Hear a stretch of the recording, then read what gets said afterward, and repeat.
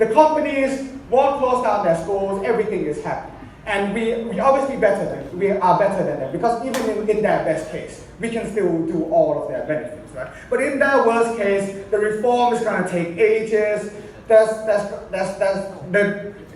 reform that they are trying to propose is going to take ages. Even in our worst case, even if just companies kicking out random children, right? We still provide a decent education for the majority of people studying in a charter school. Because a charter school is still going to be better than a poorly performing public school in the first place, right? So we still have the marginal benefit that wins over in their worst case. And our best case is obviously better because our government can reform as well. So we provide better opportunity for children. We have already proven to you since the first speaker consistently throughout that companies have an incentive to invest, and our model is obviously more feasible. Thank you. Open a new school and replacement. If the government has enough money to do their reforms, to keep the public school there, or really do have an incentive, and they all they said is just no, they don't care, companies evil and stuff.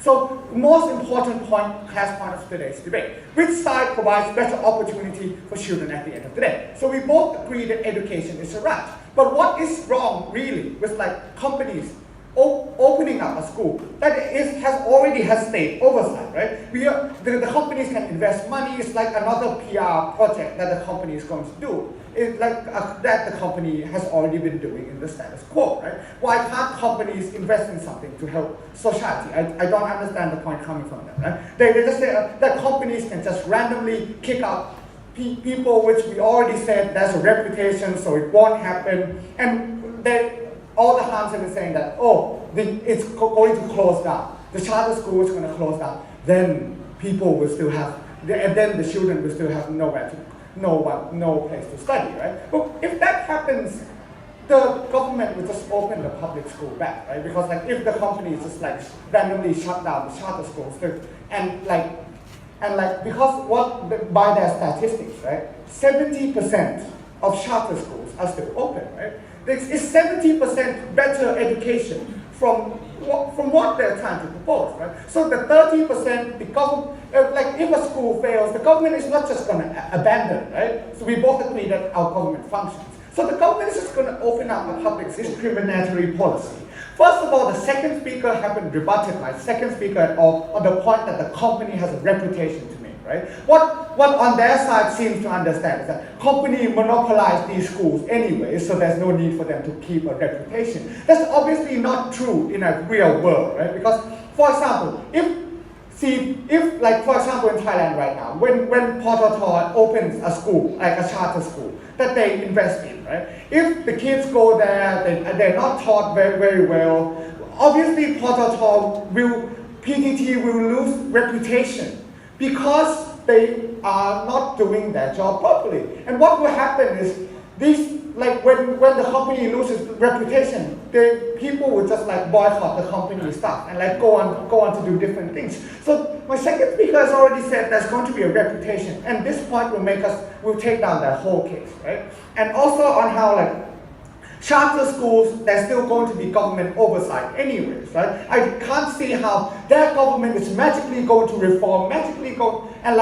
how our government completely fails to do that, right? So moving on to my cash points, 3 cash points in today's debate. Which model is more feasible? Does company have an incentive to invest? And which side provides a better opportunity for children at the end of the day? So which model is more feasible, right? So first of all, what the opposition can reform, we can also reform, right? But we also have proven to you that we have the allocations of funds from companies, because companies already have an incentive to invest, as all my sides have been trying to prove with no rebuttals coming from them. So our model is obviously more feasible because we have more money, right? So secondly, my cash point, does company have an incentive to invest, right? So obviously PDT has nowhere to go. Of course there will be other schools in the area, right? And even if there's no other schools in the area, it's a charter school that provides decent education for children. It's still better than poor performing schools and age-long reform that they're trying to have, right?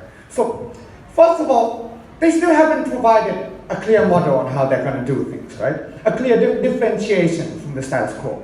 So first of all, what did Tippett propose? He proposed three things, right? Reform government-run schools, separation of sub-department, and allocation of funds, right? First of all, my second speaker already rebutted about the points on the allocation of funds, saying the companies will invest and we even have more funds. So we already do what they wanted to do better than them. And they also haven't provided a clear distinction on why their government are able to magically reform and our government can't, right? If they can magically reform, government-run schools into decent-run schools, there will be no need to close it into a charter schools in the first place. So if that government can make public school decent, we can do it too, right? And yes, and we can also do separation of sub-department. It already happens in the United States of America in the status quo, coexisting with charter schools, right? Okay, so moving on. New school and replacement. If the government has enough money to do their reforms, to keep the public school there open on